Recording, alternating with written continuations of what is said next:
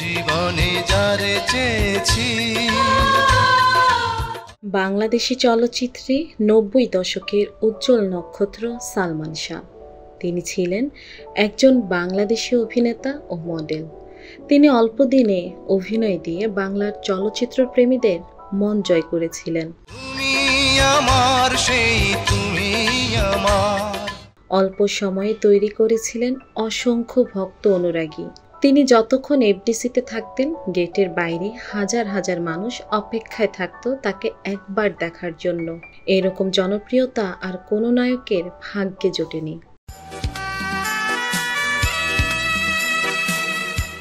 সালমান শাহ ১৯৭১ সালে ১৯ সেপ্টেম্বর জন্মগ্রহণ করেন সিলেট শহরের দারিয়াপাড়স্থ তার নানার বাড়িতে।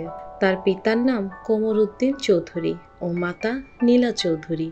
তাদের দুই ছেলের মধ্যে সালমান শাহ ছিলেন বড় ছেলে। তার পারিবারিক নাম শাহরিয়ার চৌধুরী ইমন, কিন্তু চলচ্চিত্র জীবনে তিনি সবার কাছে সালমান শাহ বলেই পরিচিত ছিলেন। সারা পৃথিবী তাকে মনে রাখবে। সালমান শাহ পড়াশোনা শুরু করেন খুলনার বয়রা মডেল হাই স্কুলে। তার সাথে একই স্কুলে চিত্রনায়িকা মৌসুমীও পড়ালেখা করেন। তিনি ১৯৮৭ সালে ঢাকার ধানমন্ডি আরব মিশন স্কুল থেকে মেট্রিক পাশ করেন। পরে তিনি আদমজী ক্যান্টনমেন্ট কলেজ থেকে ইন্টারমিডিয়েট ও ধানমন্ডির মালিকা সায়েন্স কলেজ, বর্তমান ডক্টর মালিকা বিশ্ববিদ্যালয় কলেজ থেকে বিকম পাশ করেন। ভালো আছি, ভালো থেকো, আকাশের ঠিকানায় চিঠি লিখো। সালমান শাহ অভিনয় জগতে যাত্রা শুরু করেন নাটক অভিনয় দিয়ে। সালমান ১৯৮৫ সালে আরও নাটকে অভিনয় করেছেন। দেয়াল, সব পাখি, ঘরে ফিরবে। সালমান অভিনয় দিয়ে দর্শকের মন জয় করে নিয়েছেন প্রথমেই। ১৯৮৮ সালে সৈকত সারস, ১৯৯৫ সালে নয়ন, ১৯৯৬ সালে স্বপ্নের পৃথিবী। দিও তোমার মালা খানি বাউলের কোনটারে।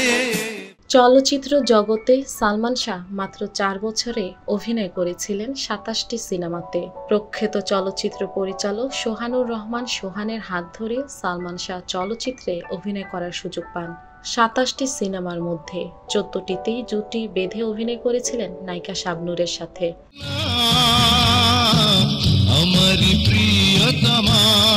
বাংলার রূপালী পর্দায় সালমান সাম্রাজ্যের সূচনা হয় ৯০ দশকের শুরুর দিকে সোহানুর রহমানের কেয়ামত থেকে কেয়ামত ছবির মধ্য দিয়ে।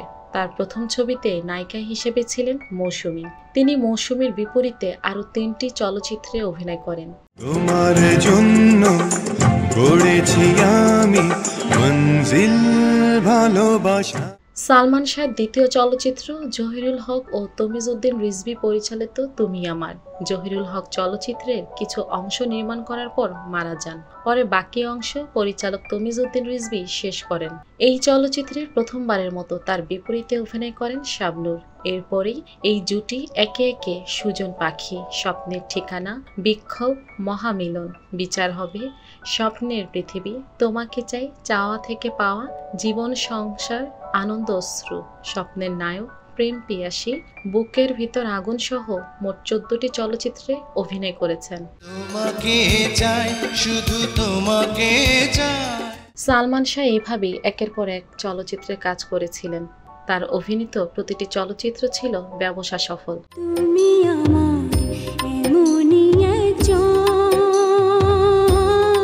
সালমান শাহর মৃত্যুর পরে তার অসমাপ্ত কাজের বাকি অংশ মন মানে না ছবির ৫০% চিত্রনায়ক রিয়াজকে দিয়ে করানো হয়। আমার মনের মানুষ, মনের ভিতর। বাংলা চলচ্চিত্রে ৯০ দশকের সুপারস্টার সালমান শাহ ১৯৯৬ সালে ৬ সেপ্টেম্বর মারা যান। তাকে ঢাকার ইস্কাটনে তার নিজ বাসভবনে সিলিং ফ্যানের সাথে ঝুলন্ত অবস্থায় উদ্ধার করা হয়।